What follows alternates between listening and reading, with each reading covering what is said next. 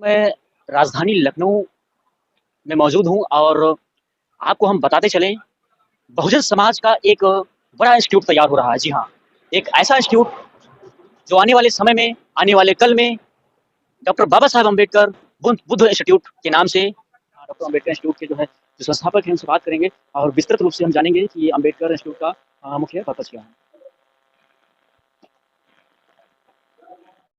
नमस्कार, मैं धीरेन्द्र कुमार, आप देख रहे हैं द बुद्धिस्ट टाइम्स टीवी। साथियों, आज हम राजधानी लखनऊ में आए हुए हैं। आपको हम बताते चलें, बहुजनों के लिए खुशखबरी है। डॉक्टर अंबेडकर इंस्टीट्यूट बन करके तैयार हो रहा है। बहुत जल्द बहुजन छात्रों को शिक्षा के माध्यम से उनको एक बड़ा उपहार मिलने जा रहा है। मेरे बीच डॉक्टर अंबेडकर इंस्टीट्यूट के संस्थापक आदरणीय पूर्व आईएएस डॉक्टर चंद्रपाल साहब हैं। हम जानेंगे विस्तृत रूप से डॉक्टर अंबेडकर इंस्टीट्यूट की स्थापना आखिर उनके मन में क्यों और कैसे आई, जो आज बन करके तैयार हो रहा है। सबसे पहले स्वागत है सर। धन्यवाद। सभी भाइयों को जय भीम, नमो बुद्धाय। आपने जो पहली विजिट में ये देखा है कि कितना अच्छा इंस्टीट्यूट बनके तैयार है, और ये समाज सेवा के लिए है, प्राइमरीली गरीबों के लिए, गरीबों के उत्थान जो psychologically, socially and educationally, economically होना है, वो इसके तरह तरह की योजनाएं को प्रचार प्रसार करके उनका उद्धार किया जाएगा। हम लोगों ने जब सर्विस में थे तो डॉक्टर अंबेडकर महासभा बनाई थी लखनऊ के असेंबली के सामने, और उसमें हमारे साथी लोग थे, आईएएस के तमाम वो थे, और करीब 2000 मेंबर बन गए थे।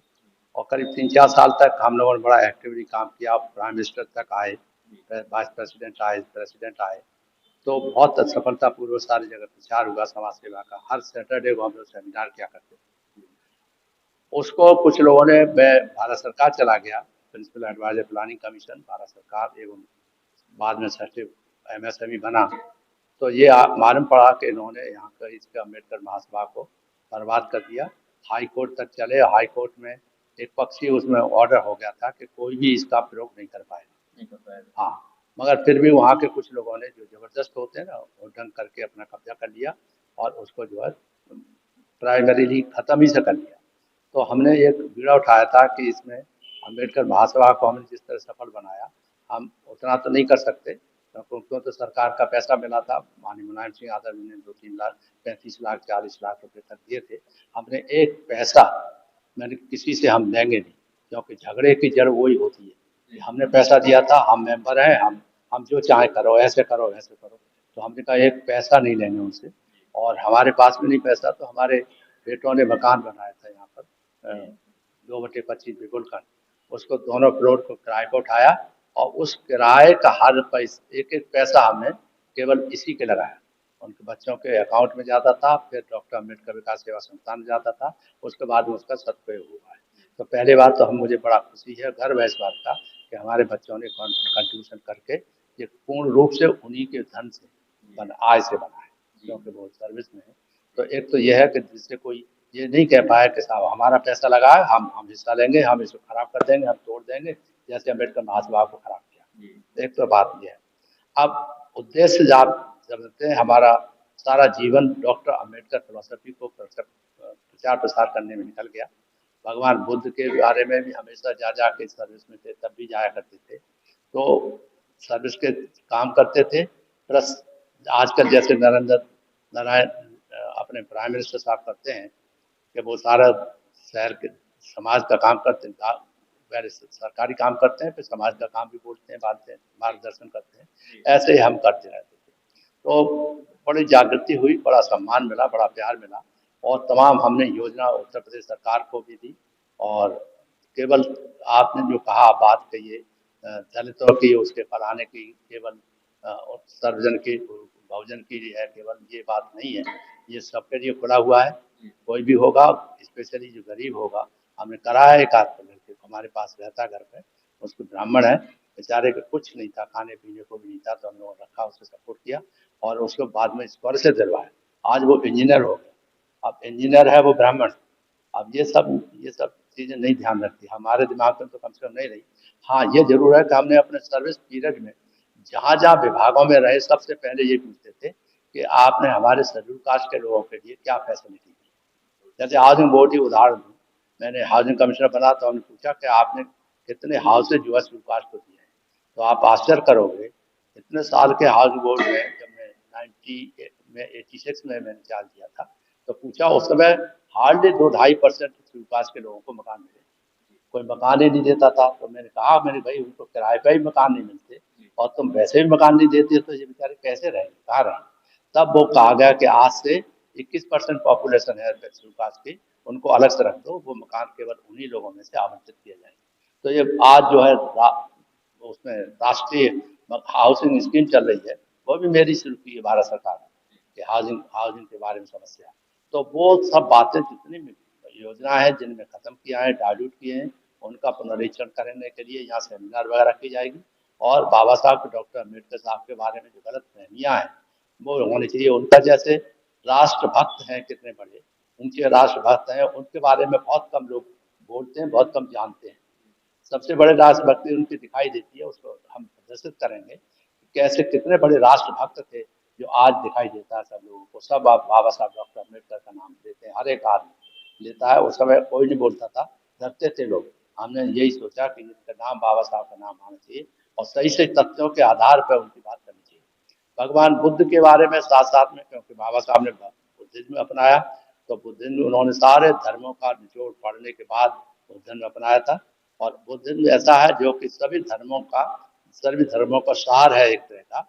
और उनकी फिलॉसफी अलग है, बिल्कुल फिलॉसफी है, भाग भगवान को मानते नहीं है, सच्चे अपने ऊपर भी आधारित रहने की बात करते हैं, क्योंकि अत्यधिक हो आप स्वयं अपना विकास कर सकते हो, ये वाली बात है। तो हम उसके शैली के हैं कि भगवान बुद्ध के रास्ते में आकर के सब एक सब मानव मानव एक समान वाला नारा दिया, और हम भी वही नारे में विश्वास करते हैं।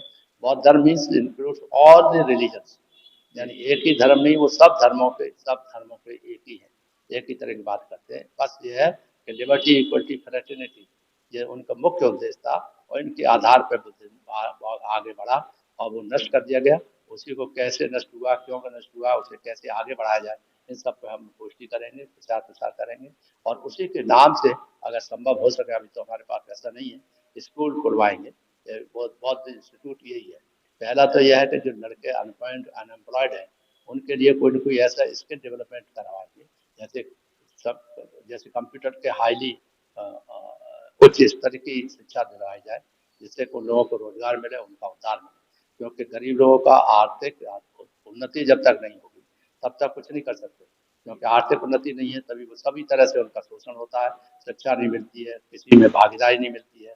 तो भागीदारी के लिए हम चिल्लाते थे, भागीदारी दो, सबका साथ सबका विकास और मोर इंक्लूसिवनेस, ये हमने फिफ्थ वहाँ की 11th plan government of India में रखा था। और वही वाली बात आज हो रही है। आज जनगणना हुई है, जनगणना के बारे में लोगों को बताएंगे, जनगणना से कैसे आप लाभान्वित होंगे, कैसे छोटी जातियाँ, जिसे छोटी जातियाँ कहते हैं, मैं तो उनके खिलाफ हूँ। मैं चाहता हूँ जातीयता खत्म हो, जो कहते हैं जाति बढ़े, सब सब तरह की जातियाँ हैं।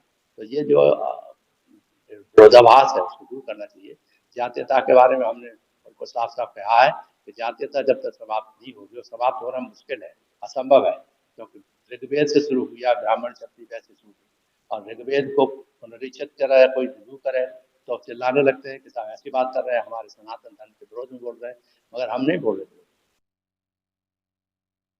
बनाए थे आपने, आपके ऋषियों ने, मुनियों ने, जो भी है ब्राह्मण ब्राह्मण क्षत्रिय वैसे शूद्र, वो शूद्र को विस्तार करके तमाम जातियों में बांट दिया गया।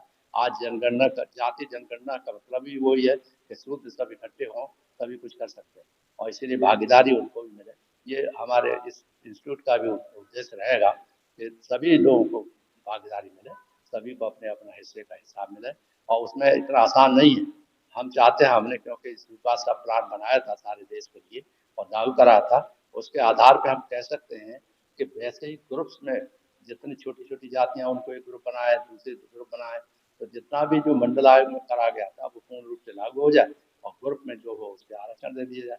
क्योंकि केवल आरक्षण नौकरियों में देने से कुछ नहीं होने वाला। आपको जो बाबा साहब ने तो कहा है कि भागीदारी होनी चाहिए सबकी और सम्मान मिलना चाहिए, इज्जत। हम तो सारे जीवन भर सुनते रहे दलित आईएएस चंद्रपाल ने कहा, तो ये तो अपमानित है। अब हम सोचते हैं कि अपमानित हम ही नहीं है क्या? नारायण साहब तक को इंट्रोड्यूस किया गया कि first Dalit president of India, कितना बुरा लगा। जगजीवन राम जी ने जो मूर्ति थी बाबा साहब डॉक्टर अम्बेडकर की और उनका मतलब उसमें विश्वविद्यालय में गए थे। सर हम चाहेंगे कि जो छात्रों को जो विशेष सुविधाएं दी जाएंगी उन पर प्रकाश करें। भाई प्रकाश क्या है वो छात्रों को जो विशेष सुविधाएं हमने 95 में सेक्रेटरी प्लानिंग बने यूपी के, तो हर बच्चे को हमने वजीफा दिलवाया कि हर हर बच्चा जो है पहली दर्जे से लेकर और 10वीं तक यहाँ का प्रदेश सरकार दे और 10वीं से ऊपर भारत सरकार दे। स्कॉलरशिप मिलना चाहिए। उस स्कॉलरशिप से क्योंकि हम पढ़े थे, हमको 6वीं से 6 रुपया महीना स्कॉलरशिप मिला था मेरिट में, और ऊपर तक एमएससी फिजिक्स तक हमको जो नेशनल स्कॉलरशिप मिलता रहा। उसके बदौलत हम पढ़ गए। तो हमने उसे लगा कि शिक्षा जब तक गरीबों को तभी नहीं संभव हो पाएगी जब तक कि उनको स्कॉलरशिप न मिले। वो खत्म कर दी मोरलेस, आजकल नहीं है। तो वो भी हम चाहेंगे कि उसे मिलना चाहिए लोगों को, क्योंकि गरीब है वो उसको कहते हैं कि साहब मिड डे मील दे रहे हैं हम उनको। तो मिड डे मील देने का मतलब जो खर्चा आप मिड डे मील पे, मेरा विचार है कि जो मिड डे मील पे खर्चा करते हैं उतना खर्चा उसके माँ बाप को दे दो, और जैसे खिलाए पिलाए वैसे करें। और इसमें बहुत सा पैसा तो करप्शन में चला जाता है और बच्चे पढ़ नहीं पाते क्योंकि खाना बनाने में, खाना खाने में सारा स्कूल का टाइम बर्बाद हो जाता है। तो ये इस शिक्षा में बहुत सुधार किया हमने प्लानिंग कमीशन में थे, तो प्रिंसिपल एडवाइजर थे सारे देश के। तो हमने ये सब बातें बहुत अच्छी तरह से सुधार दिया है। उनको ही हम पुनर्जीवित करेंगे। अगर भारत सरकार ने डायल्यूट किया है तो उसको देखेंगे और सेमिनार के माध्यम से। हमारा ढंग केवल यही है, ये नहीं है कि जाके हंगामा कर डालें। हंगामा वाले हमारा इंसान नहीं करेगा। हमने आदर्श समाज बनाना है, तो आदर्श समाज के बनाने के लिए आदर्श मानव बनाना है। आदर्श मानव का मतलब है जो सत्य, अहिंसा और विचार पर आधारित हो, दया, करुणा, प्रेम, मैत्री के ऊपर अपना विकास करे और चापलूसी नहीं करे, तभी वो अच्छा होगा। भगवान बुद्ध के रास्ते पे चले, अत्यधिक भाव। और बाबा साहब डॉक्टर अम्बेडकर के अत्यधिक परिश्रम और राष्ट्रीय एकता अखंडता के लिए जो उन्होंने मार्गदर्शन किया है सभी वर्गों के लिए, सभी जातियों के लिए, जिसे आज सारे संसार में सराहा जा रहा है, उस तरह से हो। वो हमारा इंस्टीट्यूट भी उसी जो इंस्टीट्यूट है आगे आने वाले समय में ये कब तक बन करके तैयार हो रहा है और इसका कब शुभारंभ हो रहा है? बन गया भाई, आपने देखा ना दीवारें सब खड़ी हो। कब तक शुभारंभ हो रहा था? अब शुभारंभ भी हो गया, दो एक सेमिनार भी हो गया, कभी सम्मेलन, राष्ट्रीय कभी सम्मेलन भी हुआ वहाँ पर, और वो उसमें भी हुआ। अब हम एक महिला सम्मेलन करना चाह रहे हैं। महिलाओं का एक और बहुत अच्छी आइडिया हमारे दिमाग में आया कि जितने भी महिलाएं यहाँ पर आसपास हैं, बड़े सभ्य महिलाएं हैं, बड़े बड़े उनके घरों की हैं, मगर उनका कानून का कितना ज्ञान है ये बहुत कम लोग जानते हैं। कानून वानून जानती नहीं, अपनी सुरक्षा तक के लिए नहीं जानती। इसलिए हम चाह रहे थे पूरा एक हॉल एक दिन सेमिनार करा जाए, और एक दिन नहीं, एक सप्ताह, ये 15 दिन जो भी है, उनको साधारण टाइप की, जनरल नॉलेज टाइप की कानून बतानी चाहिए। उनको ज्ञान मालूम होना चाहिए कि वो आत्मरक्षा के लिए क्या कर सकती हैं और कानून उनको कहाँ तक सपोर्ट करेगा। एक हम करने वाले हैं, जल्दी से रिकॉर्ड देने वाले हैं। अभी तो जरा इधर उधर लगे हुए हैं, जैसे लगेंगे तो एक महिलाओं के लिए ऐसे ही एक जो है ये चाहते हैं कि हम कानून तो विशेषज्ञ हो जाए, अपनी आत्मरक्षा तो कर सकें। महिलाएं, लड़कियां, ये कैसे देखा होगा आपने, उनके साथ बदतमीजियां होती हैं, और हमारा समाज इतना वैसा हो गया है कि बस आंसू बहा देता है, उसके बाद चुप हो जाता है। जबकि प्रबंध करना चाहिए, बाकायदा महिलाओं के लिए होना चाहिए। अब महिला आरक्षण बिल पास हुआ है, तो महिला आरक्षण बिल के बारे में बताया जाना है महिलाओं का, तो उस आरक्षण का फायदा कैसे मिलेगा, उससे क्या कैसे लाभ उठा सकते हैं, ये भी हम उसका उनका मार्गदर्शन करें। हमने जाना डॉक्टर अंबेडकर इंस्टीट्यूट के विषय में, और हम बहुत जल्द एक एपिसोड के माध्यम से विस्तृत इस पर बाकी की चर्चाएं इस पे हम करेंगे।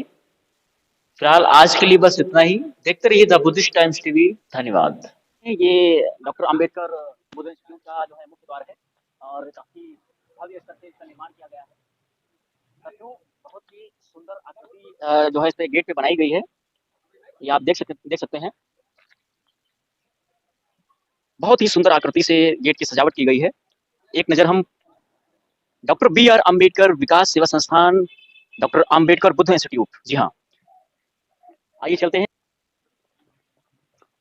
ये फुल चित्र है इंस्टीट्यूट का।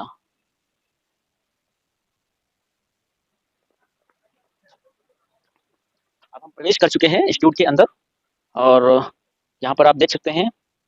हालाँकि हम आपको बताते चलें, अभी इंस्टीट्यूट जो है बन करके तैयार हो रहा है। यहाँ पर एक से एक जो है पौधे रोपण भी किए गए हैं जो काफ़ी विशेष महत्व रखते हैं।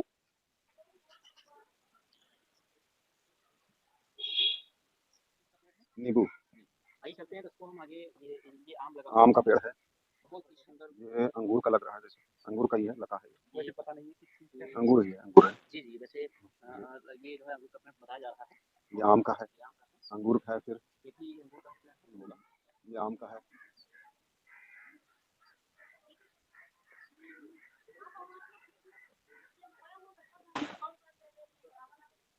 हमारे आदरणीय संस्थापक सर हैं डॉक्टर अंबेडकर इंस्टीट्यूट के।